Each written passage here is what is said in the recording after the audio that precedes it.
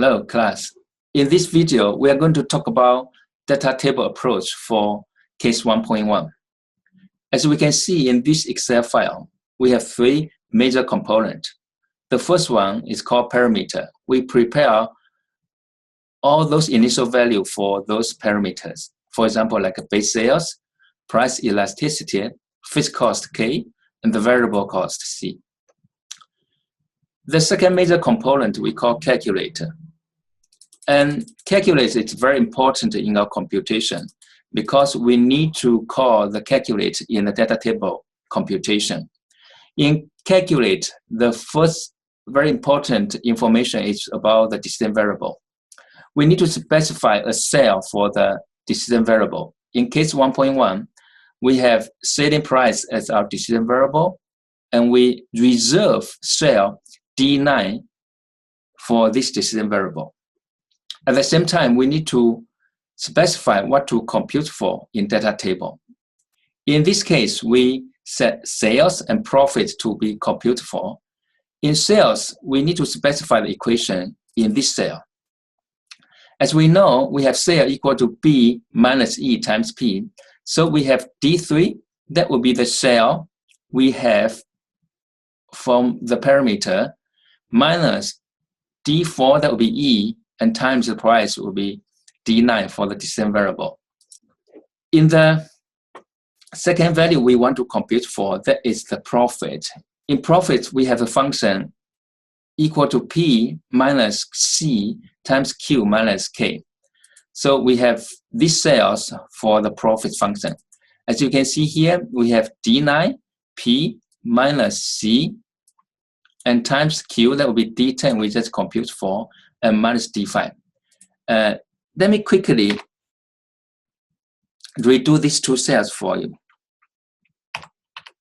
In the sales cell, we have B minus E times P, and we return it. In the profit cell, we have parentheses will be decision variable minus the variable cost, parentheses, and times Q. Q is the cell we just compute for, and minus the fixed cost. So we have the profit function. Now we have prepared the parameter and calculator for the data table. As you can see, I specify different share into different color, and it's really up to you to choose whatever color you want. Now let's talk about the data table. In data table, we specify the selling price, the decision variable, as our first column. We have the sales as one of the objectives we want to compute for, and the profits. So we have this first cell empty, but we call the sales from the calculator to be here. And for the profit, we call the calculate profit function to be included in here. On the left-hand side for the selling price, we need to prepare all those initial value we want to compute for price. You can start from 0, you can also start from 1 if you want, or if whatever value you want. We do specify the increment over here. Of course, there's also a value really decided by you. We can change the value later.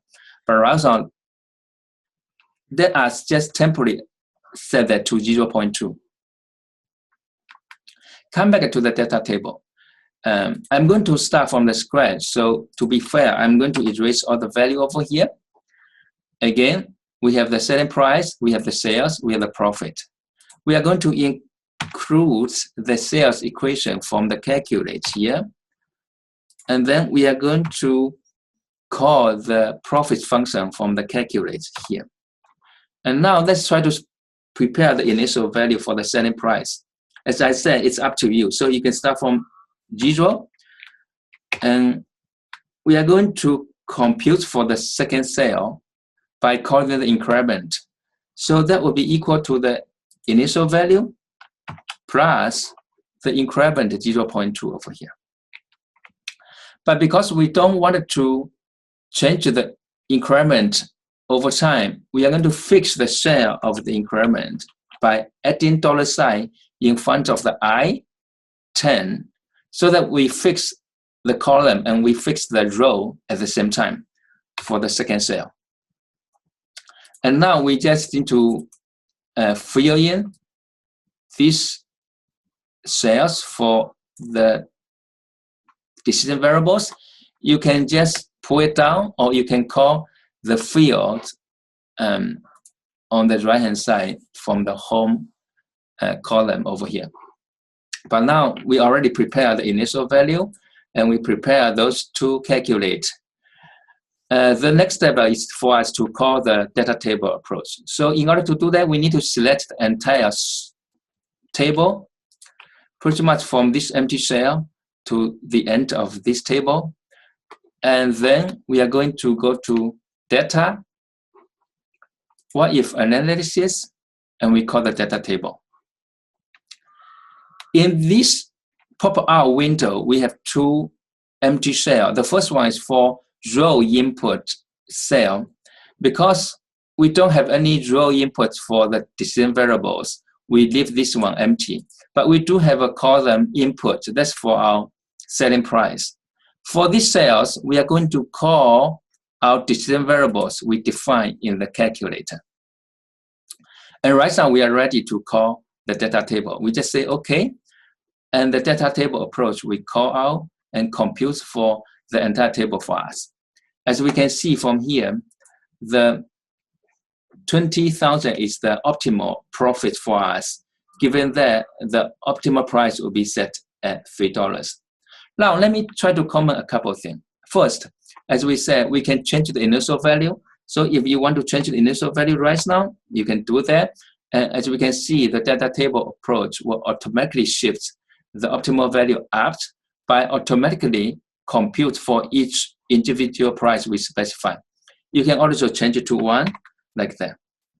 Sometimes, actually, you might choose the wrong initial value. For example, if we set initial value to 10, and as you can see there, we cannot see the positive value. It means the value might be wrong.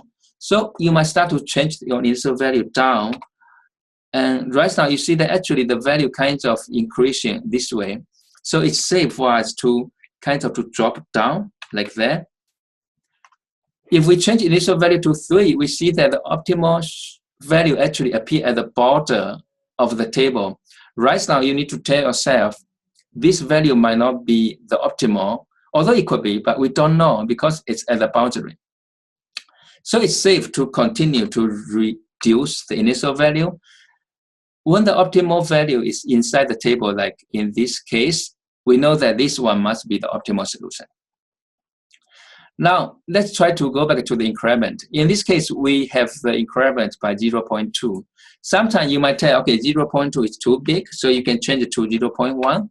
As you can see there, after we change the increment from 0.2 to 0.1, we have the new table and shifting down all the initial value to 3 in cell row 26 right now, and we have the optimal value here. So this is nice because the optimal value actually is in the middle of the table. You can continue to zoom in if you want to a little bit more precise. You can change it to 0.05 or even 0.01. But in order to do that, you might have to change the initial value as well.